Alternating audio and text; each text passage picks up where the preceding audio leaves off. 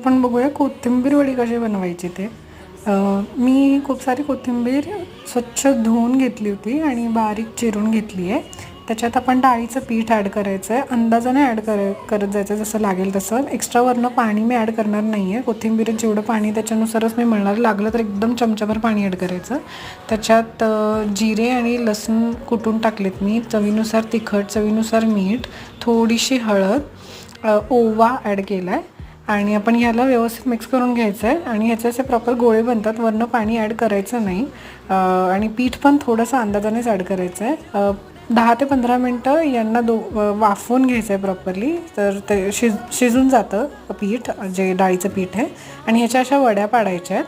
असं चांगलं कडक होतं आहे पीठ. म्हणजे तुम्हाला आधी असं वाटलं असेल बघून ते मऊ राहत असेल, तर तसं नाही होत. आणि मग मी हे शॅलो फ्राय करून घेतलं. तुम्ही डीप फ्राय पण करून घेऊ शकता थोडेसे तीळ टाकून. आणि आपली मस्त वडी तयार आहे.